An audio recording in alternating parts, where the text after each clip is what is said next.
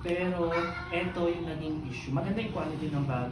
Mag-update po ako ng Arctic Hunter bag ko na nabili ko sa Lazada no last year. Last year kasi nabili ko lang ito sa mga 1,000 kasi yung sale. Pero eto yung naging issue. Maganda yung quality ng bag dito. Pero kung mapapansin nyo, meron dito parang matte type. Parang rubber, hindi ko alam, parang matte type dito.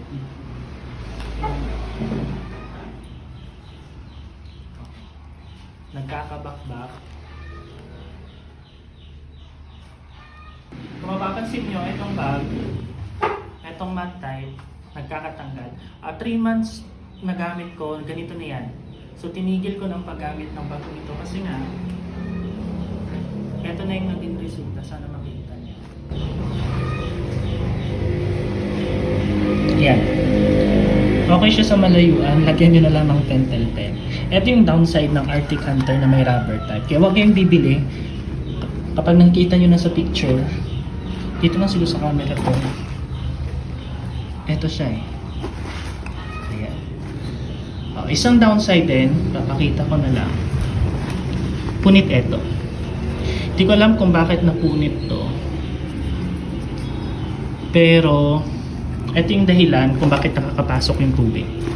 Or hindi ko rin alam, basta umuulan, syempre nagmumotor ako, nakakapasok yung tubig sa loob. Hindi siya waterproof. Okay, lahat ng bag, laptop ko, nababasa sa loob. Hindi naman sobrang basa, depende sa ulan. Okay. Kasi nakamotor nga ako, naka-raincoat ako, naka-cover ko ng raincoat. Syempre sa baba, hindi na nakaka-coveran dito. So in-expect ko na hindi na mapapasukan ng tubig, pero napapasukan ng tubig.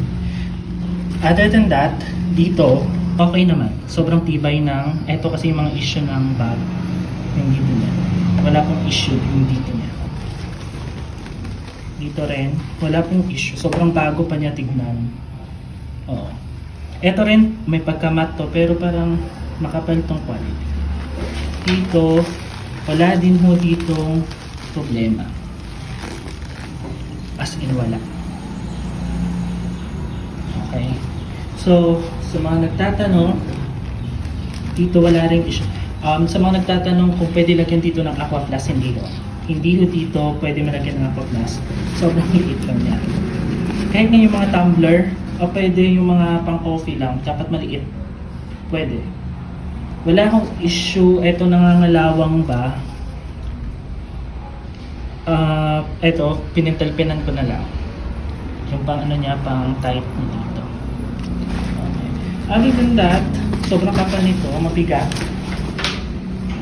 Dito sa loob, walang naging issue, walang punit. Okay. So, para sa gustong gumamit ng Arctic Hunter, matibay po. Ito lang yung bad side. Siyempre, ayaw naman natin gumamit ng bag na talagang may punit. No? So, kung kayo, meron kayong ink, yan na lang yung mabisang gawin. Lagyan nyo na lang ng ink or ng pentel pen, pero nalalata pa rin.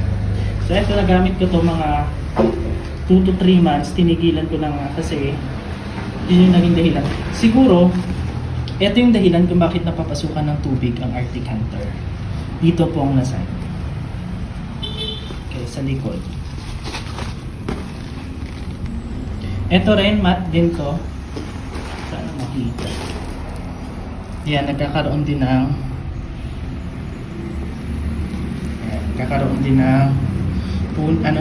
nagkakabakbak. Sa mga old videos ko sa ibang bags, still recommended ko pa rin yung mga older bags. Panoorin nyo na lang doon. Kasi quality talaga yun. Mas mahal talaga yun compare dito. Hindi naman saktong i-compare ko yung Arctic Hunter na 1K lang doon sa mga nagre-range ng 1,800 pesos. Yun na higira ko na nagagamit. Hindi naman masyado nasisira, pero quality talaga.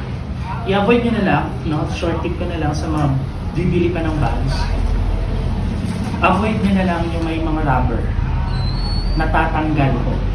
Kaya better ask the seller kung meron bang rubber, yung parang matte type. Huwag na kayong bibili ng ganun. Depende siguro sa quality, siguro mga 3,000 hindi na yun nakakabakbak.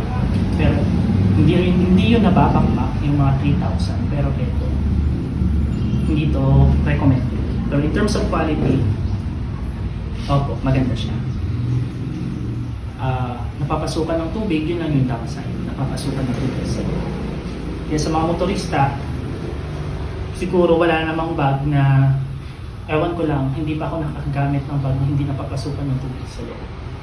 Yun siguro mga 1/8 na bag ko, pero hindi ko yung tinatry kasi maramihan kasi yung pwede may ilagay.